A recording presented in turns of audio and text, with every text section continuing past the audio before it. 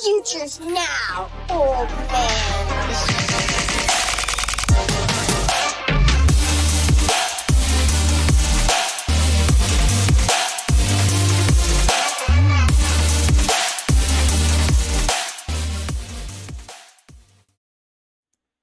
What it do, Rookie HQ? Jose and J Mac here with you, Future First Podcast, doing another rookie market value. What's going on tonight, Jose? Not much, man. What's up, Rookie HQ gang? Thank you for always hanging with us. Hope you guys have been enjoying the episodes. Yeah, man, we're here to talk about, J-Mac's favorite wide receiver, Carnell Tate today. We're kind of working our way through these wide receivers. Talked about Jordan Tyson the other day. We've talked about Mekhi Lemon. So now it's time for Tate. Yeah, man, future market. We're going to talk about, what we think. We think he's probably going to be, the 103 roughly, right, in terms of pick. If we're talking about Jeremiah Left going to 101 and then potentially another wide receiver or Mendoza going 102. We think Carnell Tate lands around the 103. Obviously, before landing spots, there's lots to be discussed and thought about, exactly how that all goes after the NFL draft. But yeah, man, how you been, J-Mac? I've been good, man. This is, bro, we are like, 3 weeks away from the NFL draft here. I can't wait. We're finally going to get the answers to the test here. I don't know what chaos is going to be in store for us, but I know it's coming, especially with, this underwhelming draft class that we're all expecting. I could see it swinging either way, where we get 4 skill players in the first round, or we just get this explosion of like 7 or 8 skill players, and we're just like, what just happened? I'm hoping for the latter there. But yeah, man, it's we're close. We're really close. 100%, man. Yeah, I mean, in terms of getting the answer to the test, we were talking about a little bit off air. There's the more and more I look at the board, man, and the way the mock drafts are coming out, the more and more I feel like there's less spots I'm excited for these 3 top guys, and even for the worst, for the lower tier wide receivers to go to compared to just the bad spots. Like if we think that Mekhi Lemon, Carnell Tate, and Jordan Tyson are all somewhat in the top 15 picks, man, there's not very many situations that you'd be very happy, at least off the rip year one, for them to go to. And I think it might even make it harder. We think, we're going to get the answers to the test, but it might even make it harder to tell, like if they both, if Carnell Tate and Mekhi Lemon all go to a biased spot, or Jordan Tyson, if all 3 kind of end up in mediocre landing spots, it's going to be really interesting kind of how that shakes up the, rookie drafts, So like I was telling you, man, I was just checking the NFL mock draft database, and everything points to Carnell Tate at 6 to the Browns. So not trying to rain on your – Stop it. I don't care what it says. We don't say it out loud. We don't. We can call them the Cleveland Dookies if you want, but they're not taking my guy. Okay, like let's just calm down, everybody. He didn't mean it. No, I don't know. It's gonna happen. Someone's gonna go to one of those teams. I'm hoping it's Denzel Boston. Somebody I'm not really sure. 3 guys, take somebody else. You know what landing spot I'm kind of like warming up to here, which I don't think a lot of people are like really excited about, is the Miami Dolphins. I feel like it's probably like one of the better case scenarios here, because they don't have an established wide receiver. Like that rookie, could step into like what Tate McMillan was stepping into last year, right? 100%.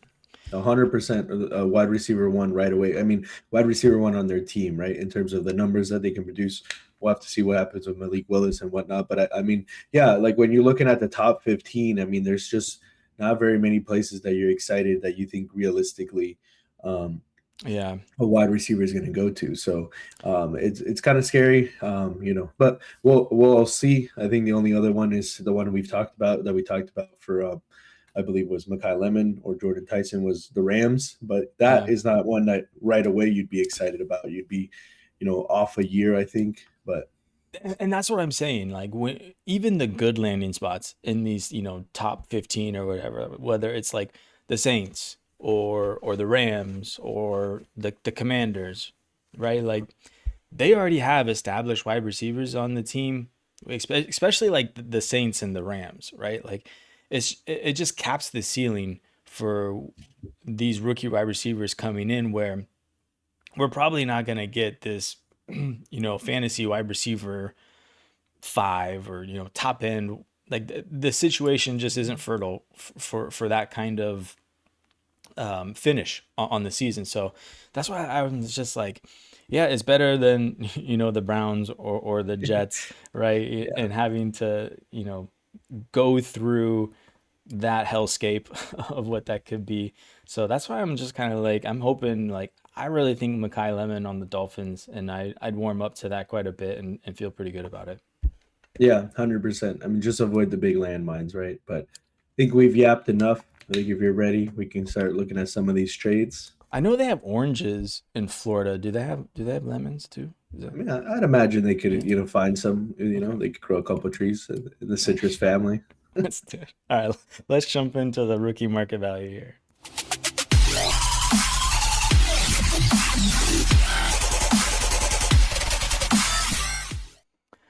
All right, welcome in to the rookie market value. As we said at the top here, we're going to be looking at Carnell Tate, and we're going to be taking him at the 103 here today. He's going anywhere between the 102 to the 105, and it's probably going to be a very landing spot dependent. In fact, I mean, if he goes to the Browns, does he go later than the 105? Maybe. But for today's exercise, we're going to treat him as the 103. As we've been doing, we're going to jump into the Dynasty Daddy trade database, and we're going to be looking at trades involving the 103 and whether we like that trade, substituting Carnell Tate in for the 103, or we would go the other direction here. So let's jump into our presentation view here. We got one right off the top here, man. This is a pretty interesting one. So the 101 being Jeremiah Love.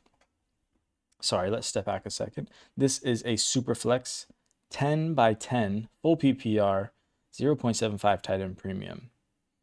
Knowing that we have Jeremiah Love on one side, we have Cam Scatterbo, we have Carnell Tate, and a 27 second on the other side. Where do you lean here?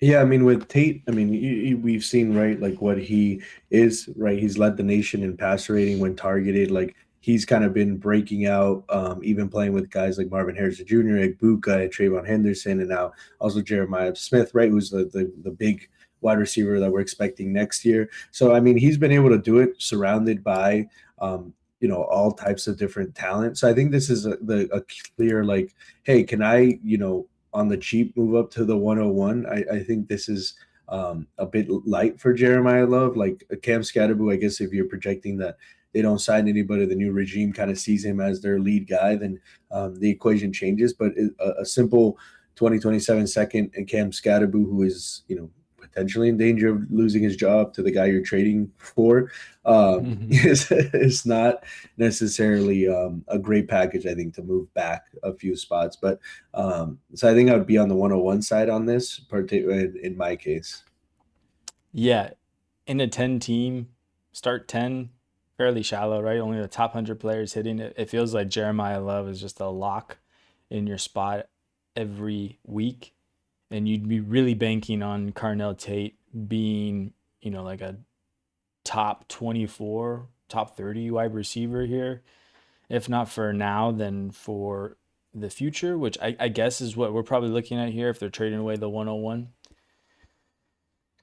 I think if this was in like a larger league, I would probably lean the package here. Like I don't think that that's unfair value necessarily for Jeremiah Love, especially if Cam Scatterbo, like you're taking on the risk of him keeping his job. But if he keeps his job, you probably have like 70 to 80% of what Jeremiah Love is, and then you're still getting a top prospect wide receiver, and you're bringing in a 27 second. Like those are the kind of trades I'd be looking to do in larger leagues. And honestly, like I'm kind of looking at this even at like a 10 by 10, and it's close. It's closer than I want it to be, but I'm just gonna lean Jeremiah Love here and take take the process move in a smaller league of getting the studs. All right, let's keep going here.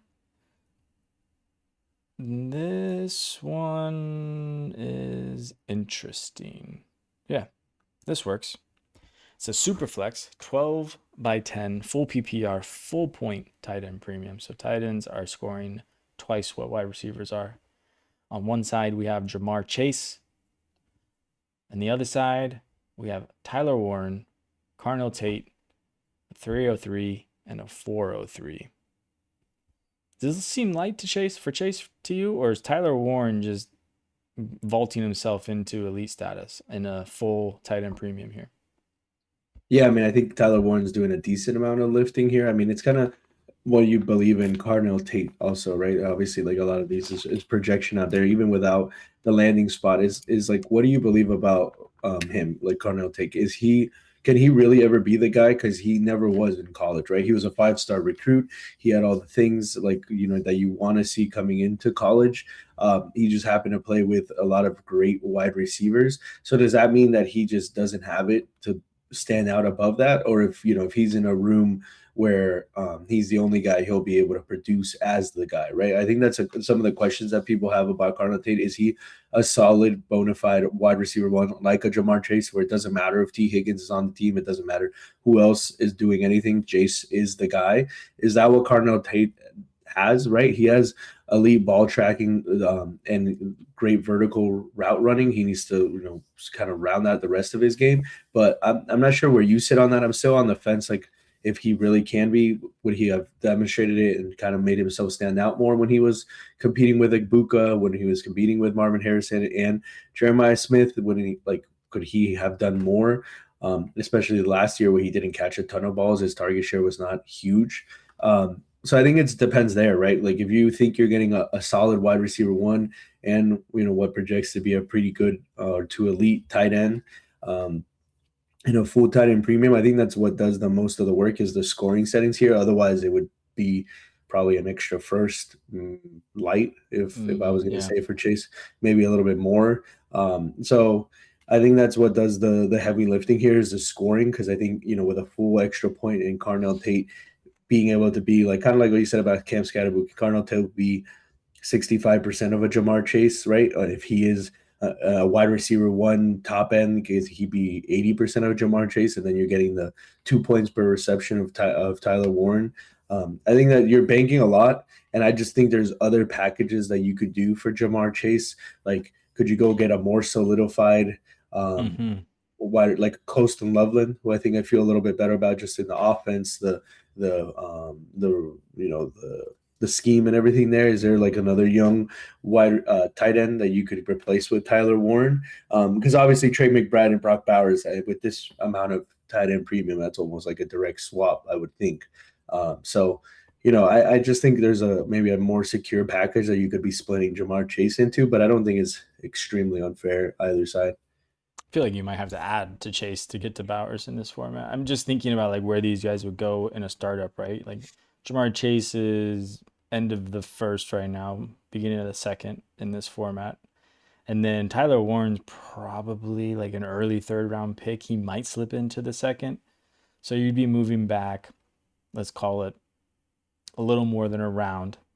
And then you're getting the 103, which is probably like a fourth or fifth round pick in a startup. So you'd be looking at like a 3 and a 5 for a 1, and then you're getting a 3 and a 4 on top. It feels okay value wise. Did you say you feel better about Loveland? And is that what I think just more secure. Like I don't know what that Indianapolis Colts offense is. I don't know what's happening with Daniel Jones. I'm telling you what it is. It's Tyler Warren, buddy. Like I am getting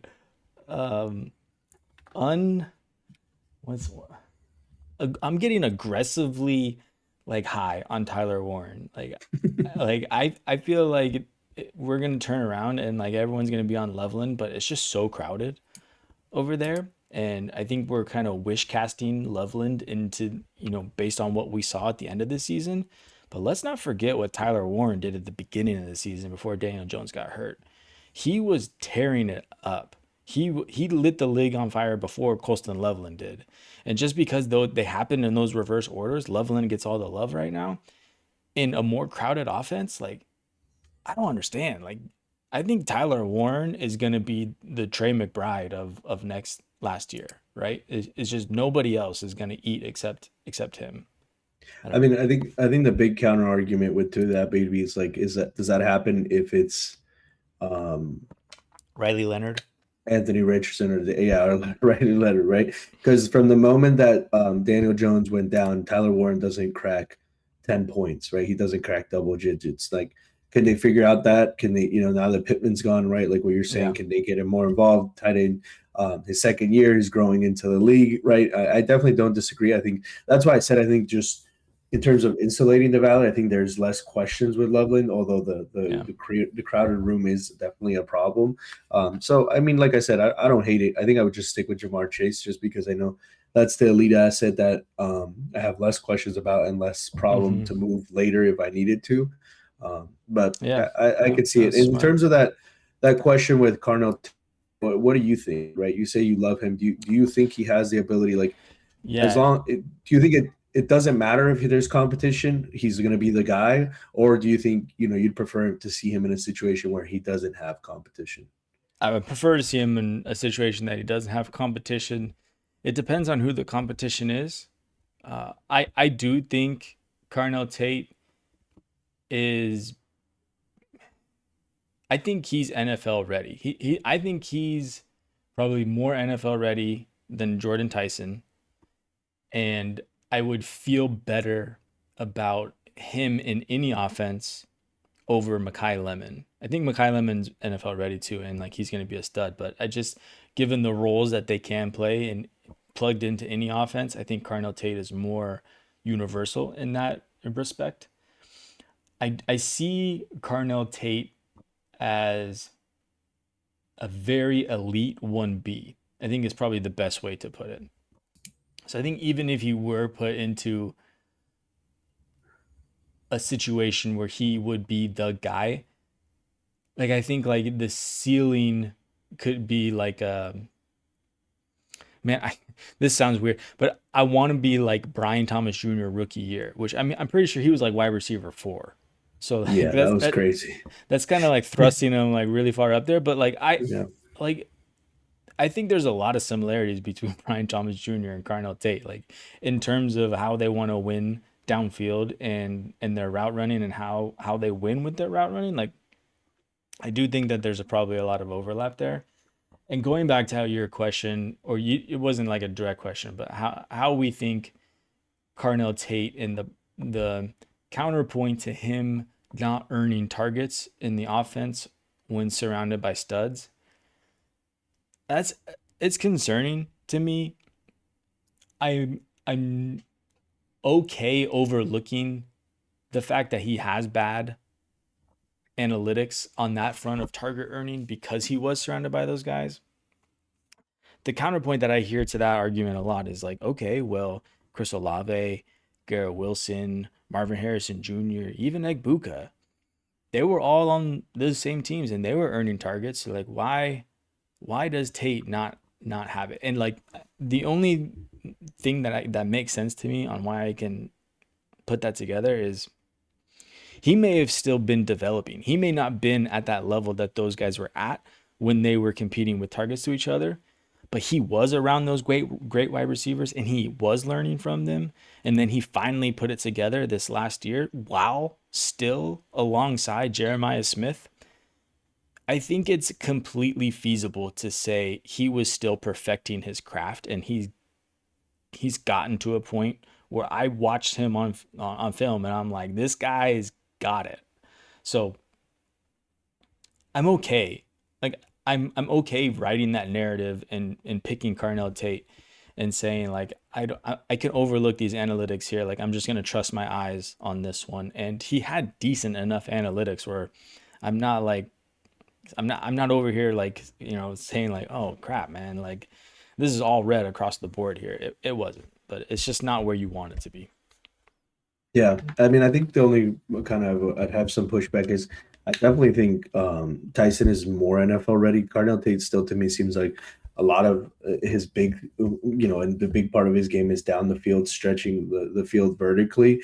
And I mean, he kind of reminds me of a guy who's pretty funny because you don't like him at all, and like George Pickens, like what he does I in the know. field. This comes up so often, and And it's like, I man, hate that it's always in my face. I mean, obviously they're completely different characters in terms of like personalities and how they kind of, carry themselves. At least I haven't seen anything about Tate in that regard. So I think it is pretty interesting. I think obviously he would is the guy that goes down the field benefit from another guy that, can't be bracketed down the field. You can't always have the safety over the top to help cover Tate because you have to worry about another wide receiver. So yeah, I mean, I think that's kind of where I disagree the most, but I do think he has the potential to be more fantasy like game breaking. So I think whether it's with another guy or like a 1A 1B situation, I definitely think that he has that potential, and I think that's why he's getting drafted here. You just hope, like we talked about, he avoids those landmine spots. So Matt Waldman was able to like vocalize what I was seeing with Jordan Tyson. I think I remember saying, he seems raw, like his route running just seems kind of erratic. Like I remember him saying he like waves his arms all over the place, right? And Matt Waldman, I was listening to him and what he was saying about him, and he was saying the way he moves with his routes and stuff, it's not intentional. He has really fluid and smooth movement, but he doesn't know how to translate that into, or he hasn't perfected in translating that into intentional and meaningful moves. And I feel like that's what I'm like seeing when it comes to Jordan Tyson, which I don't see with Carnell Tate. Like you watch his footwork and you you watch him like just flip the DB's hips and then immediately just go the other way. It's it's not the downfield winning that I see with George Pickens. Like he is fluid and smooth with his route running where I feel like he can win on intermediate in the slot. Just like if he needed to, just running quick slants, he could get open. He can win downfield and like I don't know, man. Like I just don't get it. I don't know how people watch him play football and say like, "Oh, I'm concerned that he's not going to translate." I'm like, "You guys, what's going on?" I don't know. Yeah. Maybe I'm over my skis here. No, I mean, like I think everybody's kind of come to the conclusion that you got three dudes that play very differently. They're all different and they Yeah. all win and do different things. So it's kind of like your flavor of what NFL, what do you think will, translate the most into the NFL and what you think can give you the most like fantasy value. But yeah, I mean, we Okay. kind of spent a lot like not talking so much about trades, That's but good though. so That's that's good. no, I think Good I think conversation. what we went over Tate. Yeah, that's what I was gonna say. I think provided a lot of good info. I think we could maybe want to hit one more before we get out of here. Well, I was gonna say I think I talked myself into the Tyler Warren Carnell Tate side of this trade. I'm just Okay, I never gave my take, so I'm just gonna take got that you. one. And then yeah, let's get into one more here. How about this? This is an easy one here. Do you want in a 10 by 10 super flex full PPR half point tight end premium Travion Henderson, the Hendo Guinea? Oh man, am I gonna hit this right this time? Let's see Oh if I man, it's always a gamble. no, Nope. it's not. There he There is. it is. Oh man. I mean, honestly, this to me is like, did he move to a new place where there's no HOA? What am I missing here? Like, this feels like a lot of projecting forward with Ramondre and the contract, and I don't know, man. I think it was still pretty concerning that down the stretch we didn't see a lot of Henderson, especially in the playoffs for the Pats. Like, it was still a lot of your boy Ramondre, and he's still going to be there. I think at least another year, if not more. I can't remember how much that extension was. So, like, it's just not going away. I mean, we were Mm, talking about you hope to see the Gibbs situation. I guess that's still possible, right? Going into this next season, that all of a sudden you do kind of see that uptick for Henderson in comparison to what he was doing before. But yeah, man, I think I take the 103 pretty easily for me. man, I believe in Travion Henderson so much. It's a 10 by 10.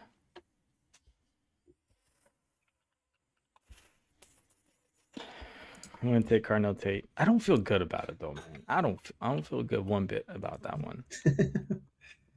But I need a palate cleanser. Let's do one more here.